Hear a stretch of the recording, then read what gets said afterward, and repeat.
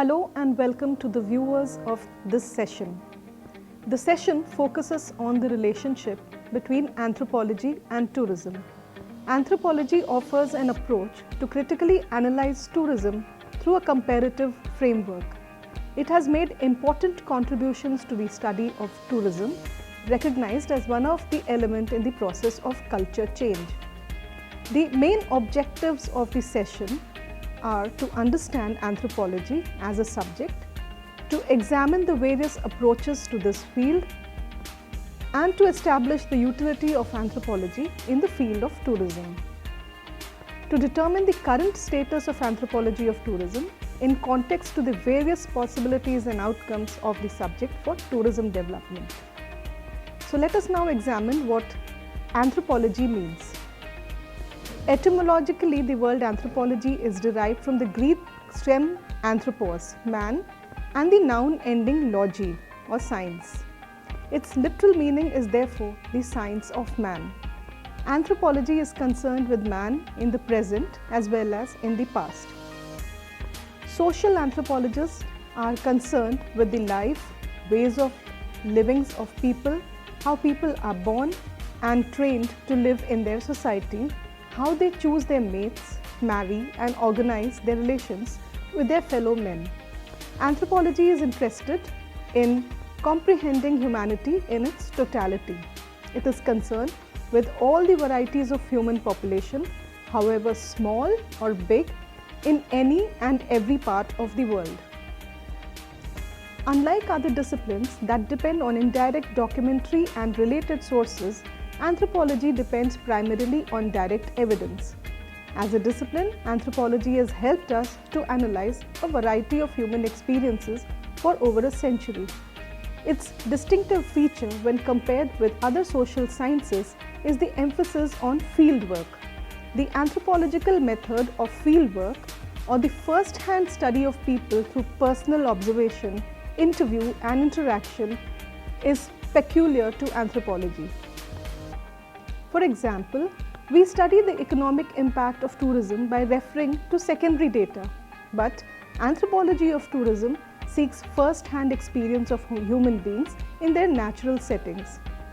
It is of course difficult to expect natural settings remaining untouched by natural and social transformations, but anthropologists attempt to overcome such problems by developing a systematic methodology. For the formulation of scientific generalizations regarding mankind, anthropology covers all the types of societies existing in the world. The initial understanding of simple societies enlighten the path to the understanding of complex societies. Such methodology seeks to place a text within a broader regional and international context, or what is called a holistic perspective. This has found much support in social science methodology at present. Such a perspective gives validity to popular studies based on cultural receptivity, where the native or local or resident perceptions can be juxtaposed with the outsiders. It is often assumed that such perspectives will help us to evaluate cultures on levels of equality.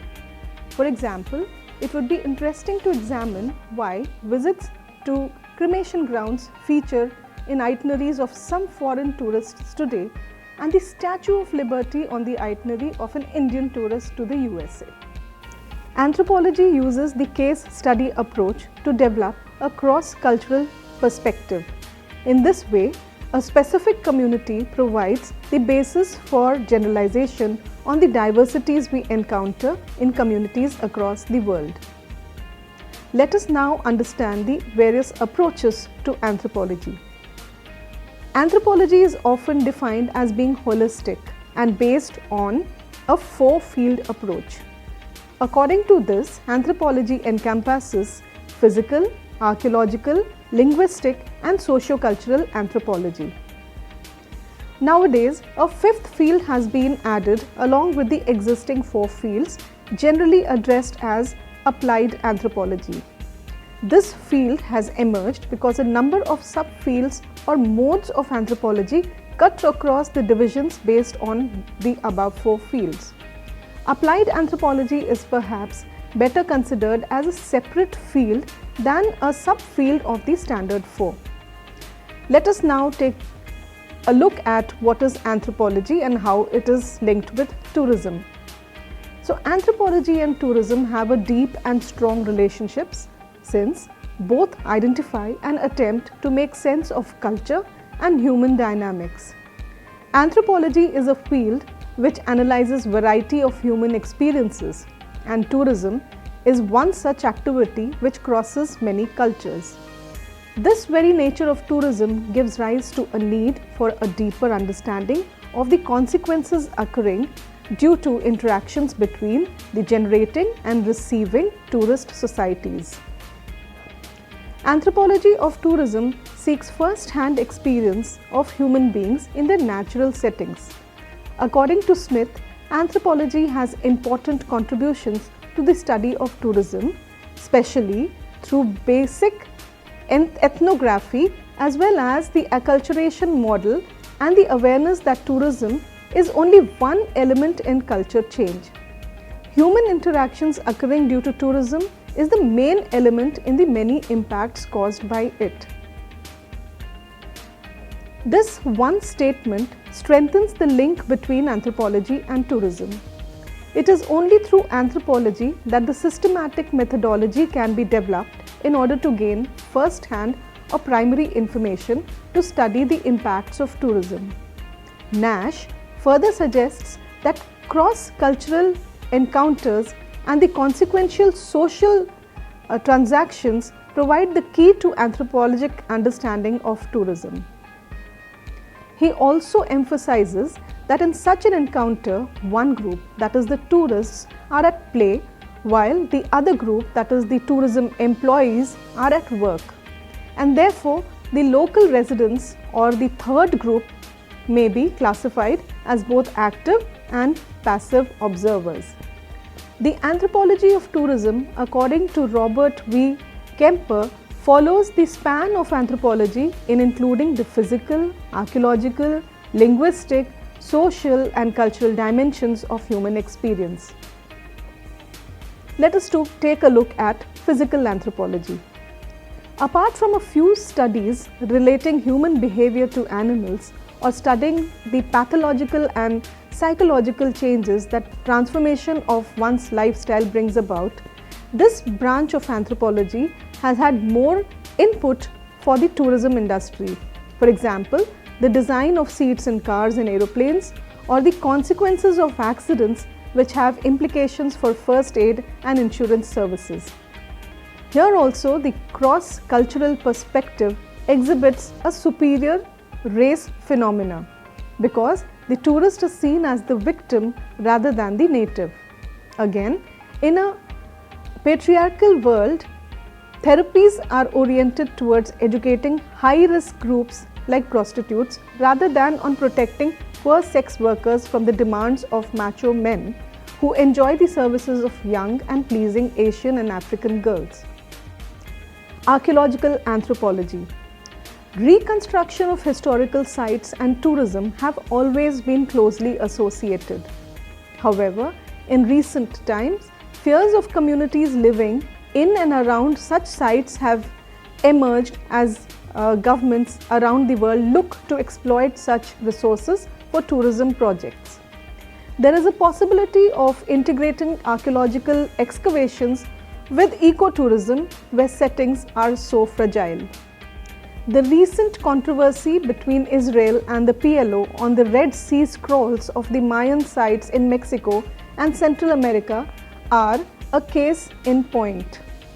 Anthropology of tourism calls for culturally appropriate ways of preserving ancient sites, but these end up by packaging ancient cultures like Khajuraho, Orchha or Mandu in Madhya Pradesh or the temple tours of Tamil Nadu.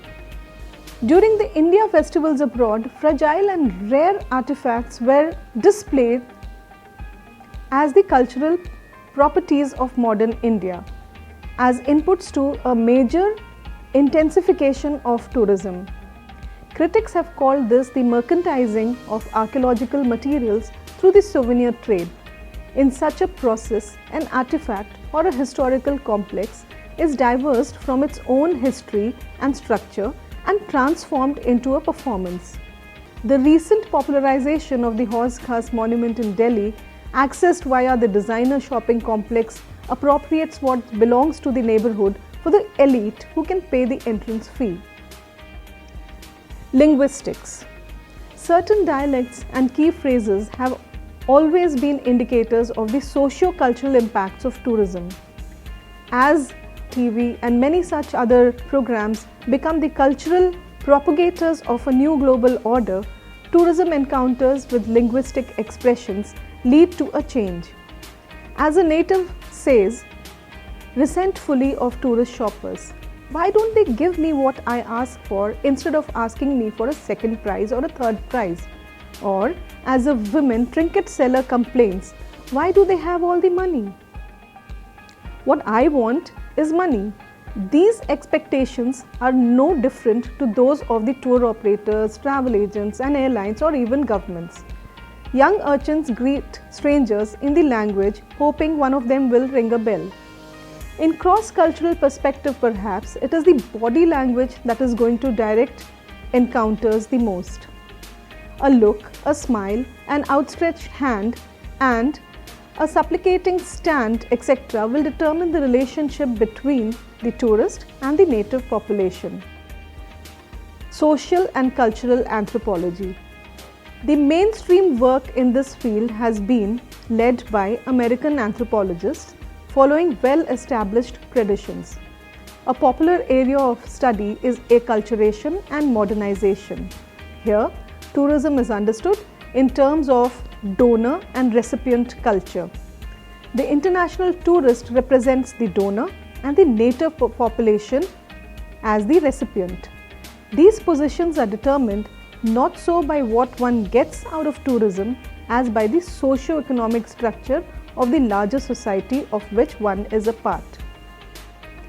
It is because of this location of cultural weightage that tourism transforms authority, land use, values and the orientation of the economy.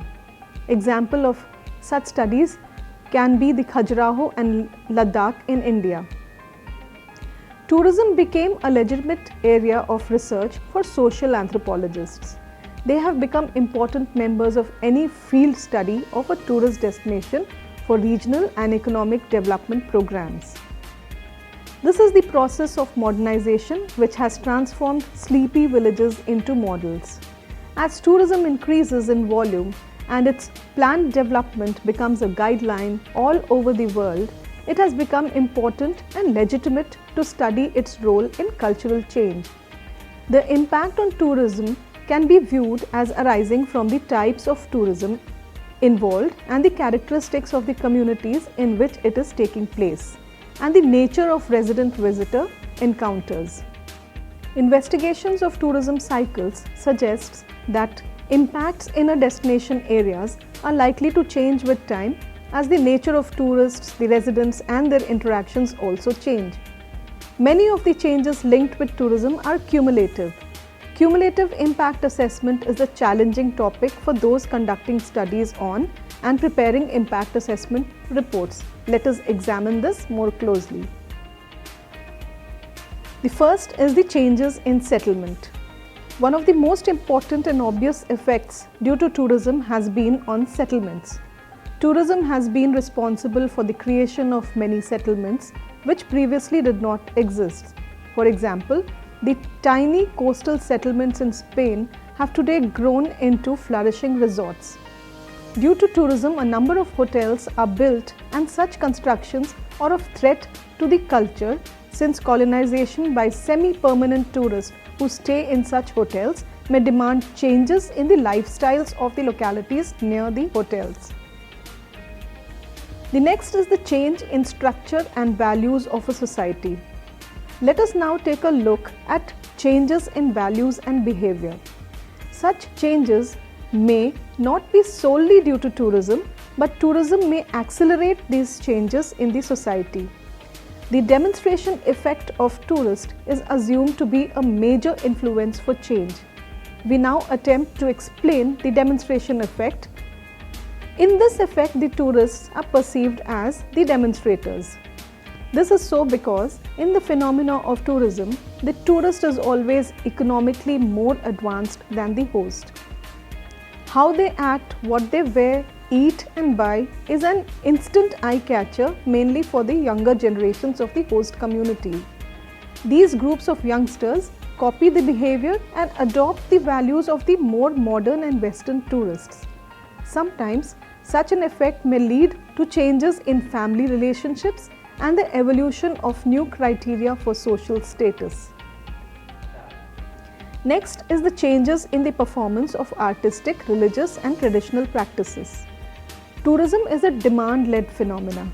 That is, the supply for tourism depends mainly on the requirement of the tourists. Since most countries are promoting their culture as a tourism product, it is extremely essential to understand what tourism can do to the culture of the host society. Religious activities and traditions depend on the values and beliefs of a society.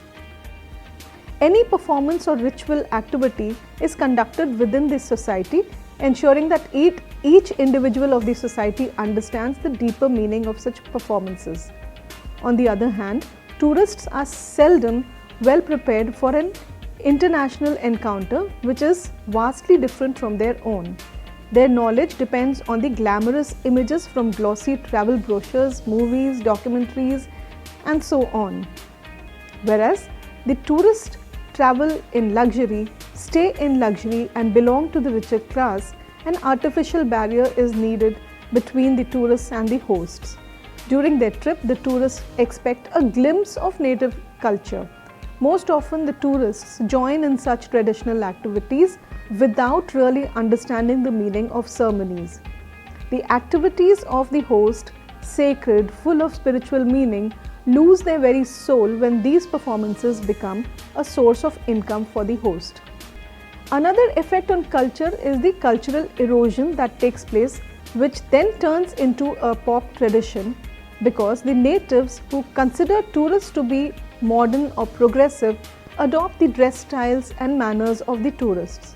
This is considered a harmless exercise by many, but to those concerned with anthropological and tourism studies, the danger line is crossed when such rituals, ceremonies and traditions become artificial.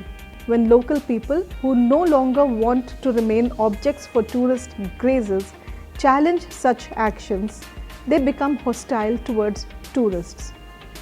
Tourism policy makers, professionals and anthropological researchers have to make these implications into account for the systematic and healthy development of tourism. The next issue is the political economy and dependence. By the mid-70s, the negative impacts of tourism on small communities were well known. The acculturation, modernization models of tourism was replaced by the political economic dependency model. This was not quite so optimistic about tourism's advancing conquest of new destinations. In 1977, Nash wrote an essay on tourism as a form of imperialism, and his approach has been a consistent feature of the social anthropology of tourism in the third world countries. Today, this approach is validated by India's experience of tourism development, where the dependency on the international tourists often misleads one on the true dimensions of the globalization of India's economic system. The next issue is expressive culture. As tourism is a globalized phenomenon in its range and scope, anthropologists have become interested in tourism and its symbolic capital qualities. The meaning of a destination that sets it apart from the ordinary and everyday world of work is also important. In a world that is increasingly at the mercy of technology, the timekeeping escape routes are very much located in the counterculture that is based on the arts, craft, play and ritual. Traditionally, field workers have always been collectors of ethnic arts and crafts. Mass tourists look for junk copies as souvenirs, and the third world becomes co-opted into the sphere of mass tourism. The search of the collector turned to primitive art and underdeveloped tribal crafts. Tourism as a play emerged from cross-cultural studies of traditional games and sports, where tourists changed from spectator roles to more participative player roles for themselves. Weekending, highway culture, golf and new adventure sports are all being studied. The role of play in rejuvenating the aged, the single and the disabled has also been an area of study that is increasingly in importance. Tourism also provides ample opportunity to study the religious and ritualistic services. These aspects of a culture have always fascinated the stranger. Civil festivals, religious rituals and public performances become inputs into the symbolic qualities of tourism. One can cite here, for example, like the carnival in Goa, the boat races in Kerala and the sham dances of Ladakhi monasteries. On a grander scale, we have seen the World Fair and the Tourism Fair as part of the expressive culture which distinguishes between the sacred, that is the must-see, and the profane, which is only I have seen. The tourist experiences are often seen as the approximation to the lives of people that are marked at significant movements by rituals and ceremonies like birth, adolescence, marriage, birth of a child, middle age, old age and death. The beginning is the planning, packing and the journey full of anticipation, going away and getting there. We shall now take a look at the status of anthropology of tourism. From the 90s onwards, anthropology of tourism has been increasing in importance, but appears to have settled between the symbolic and materialistic school of thought. For destinations and host populations, the geographical dimensions of fieldwork could be of increasing importance in competing with other areas. Local people and present communities have always attracted the greater attention, and consequently Asia, Africa and Latin America have always been the focus of research. While the guest-host relationship has become a new area of research since tourism activities have taken on the mainstream debate, the traditional sphere has always been the transforming role of tourism in the fourth world. Beach tourism has been in the forefront in studies on Latin America, particularly by those interested in regional development. The Caribbean Sea with its enclave development is now a site of guest-host conflicts. Ethnic arts, environment and nature tourism and impact of international tourism on native populations have been the subject of research in Africa. The vision quest of foreign tourists has revealed wide-ranging impacts from a black market to linguistic stratification and cultural adaptation. Stage authenticity and superficial ethnic encounters emerge from the Polynesian culture centers in Hawaii. As a result, some have called tourism a new kind of sugar in the Pacific island. It is here perhaps that the tourist becomes the object of the study rather than the native. In Asia, anthropology of tourism has concentrated on Japan, Thailand, China and India. AIDS, prostitution, golf and tribe contribute areas of interest for Thailand. Studies on Japan concentrate on home society and the tourism site, between which the Japanese tourist moves as a mediator. Guided tours in China provide the link between the industry and the tourist for the spread of anthropological values, alternate human possibilities and patterns. For India, the perspective has a duality because a small number of international tourists have such a high profile, whilst a large number of domestic tourists are almost invisible in the case studies. The anthropology of tourism focuses on festivals, rituals, pilgrimages, performances, arts and crafts. In the materialistic domain, apart from the class and social stratification, the most significant contribution has been the macro level concerns for economic dependency or the erosion of sovereignty. There are certain cultural categories that bridge the gap between the symbolic and the material, like ethnicity and gender, because they constitute significant areas of change with political and economic potential. The problem with anthropology of tourism has been the difficulty in overcoming the limitations of one short study, because it is not easy to repeatedly visit the field site, nor do the parameters remain static. Secondly, there has always been the ethic or moral question of who do such studies benefit: the tourist, the industry, or the host population. And finally, have these studies helped to understand the human condition? The existence of these questions indicate that the anthropology of tourism will play an increasingly important role in the future of tourism. Let us take a close look at the future of anthropology and tourism. Anthropology has established a base in tourism studies.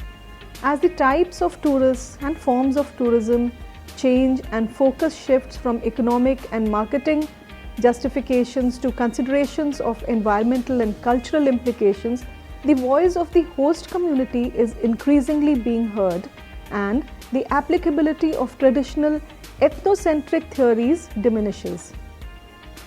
Relationships between hosts and guests, how they form and change over time, have been of profound importance to the anthropological study of tourism and should contribute. According to Ryan and Houghton, relationships between hosts and guests, how they form and change over time, have been of profound importance to the anthropological study of tourism and should continue to be so. Burns claims that anthropology is the window through which tourism dynamics may be properly analyzed and evaluated. Anthropology and tourism as a combined field of knowledge have obvious synergies according to him. Tourism has become a set of global activity, crossing many cultures, and in doing this has forced itself into the traditional domain of anthropological study. The future challenge for anthropology is to increase its contribution to expand its analytical work on tourism. As the practice of tourism becomes more focused on hosts, as proposed by Burns and Sofield in 2001, not just as objects or commodities, but as an active participant, the demand grows for anthropology to apply its specialized knowledge and generate new theoretical frameworks. Such applications can assist not only the host communities, but also the tourists and the tourism operators that comprise the whole tourism system. Let us now sum up the session. Anthropology is interested in studying humanity in its totality. It is concerned with all types of population in any and every part of the world. Anthropological studies provide first-hand and accurate information about society through fieldwork. Thus, material collected provides first-hand and accurate information about different cultures, especially in the case of tourism and understanding its impact on human society. Thank you for listening to the session.